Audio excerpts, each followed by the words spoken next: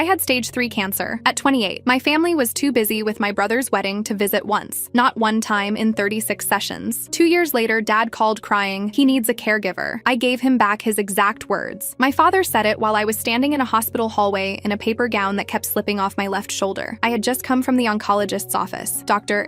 Sarah Brennan, 12 years in oncology, the kind of doctor who delivers hard news by sitting down first and making sure you're sitting too, had shown me the scan results on a monitor and used the words stage 3 and moderately aggressive, and we need to start treatment soon. And then she had given me a box of tissues and the name of the infusion center and a packet of information I hadn't been able to read yet because my hands were shaking too much to hold paper. I had walked to the hallway because I needed to call someone. I called my father because he is my father. That is the only logic that applied in that moment. Your father is the person you call when the world has just done something to you that you don't know how to hold. He picked up on the second ring. I told him. I said the words stage 3 cancer in a hospital hallway while a nurse walked past me with a chart and an orderly pushed an empty wheelchair toward an elevator, and the fluorescent lights hummed above me with absolute indifference. My father was quiet for a moment. Then he said, "Your brother is planning his wedding. We can't take this on right now." Then he hung up. I stood in the hallway for a while with my phone in my hand. The paper gown slipped off my shoulder again. I put it back. Then I walked back to the oncologist's office and asked the receptionist what the parking validation process was, and she told me. And I validated my parking, and I drove home. My name is Camille Atwood. I am 30 years old as I write this. 2 years ago, I was 28, working remotely as a UX designer for a software company in Denver, living alone in an apartment I liked, running 3 mornings a week, generally under the impression that I was healthy. The lump had been there for approximately 8 months before I had it checked. I noticed it in the shower, told myself it was nothing, told myself it again 6 weeks later, and finally made an appointment in September because a coworker mentioned offhandedly that she'd had something similar checked, and it had turned out to be nothing, and the peace of mind was worth the copay. It was not nothing. Dr. Sarah Brennan, Garrett Cancer Center, board certified in medical oncology, the woman who would oversee the next 6 months of my life, sat across from me on a Tuesday morning and explained what the biopsy results showed. Stage 3 breast cancer. The tumor had involved lymph nodes. The recommended treatment was 6 months of chemotherapy, followed by surgery, then radiation. 6 months. I was 28 years old. I have one sibling, my brother Derek, 33, who was at that point approximately 4 months into planning a wedding to a woman named Megan, whose primary contribution to my understanding of her was that she had opinions about centerpieces that she expressed at significant length. My parents, Richard and Carol Atwood, had been deeply involved in the wedding planning in the way parents get involved when a son is getting married, which is to say, completely. I had been calling home less frequently that year, not because anything specific had changed, but because when I called, the conversation was usually about the wedding, the venue, the rehearsal dinner location, the guest list, the centerpieces. I had started finding reasons to keep the calls short. I should have noted this pattern more carefully. I called my father because I thought a cancer diagnosis would constitute an exception to the pattern. He said, "We can't take this on right now," and hung up. I drove myself to the first chemotherapy session on a Thursday morning in October. The infusion center was on the 3rd floor of the Garrett Cancer Center. I had been there once before for a pre-treatment consultation, and I had noted then the particular atmosphere of the place. Not grim exactly, but specific in the way of somewhere that deals in serious things and has organized itself around that seriousness. Recliners in a row. A nurse's station in the center. A window along the south wall that let in afternoon light. The nurse who brought me to my chair was named Rita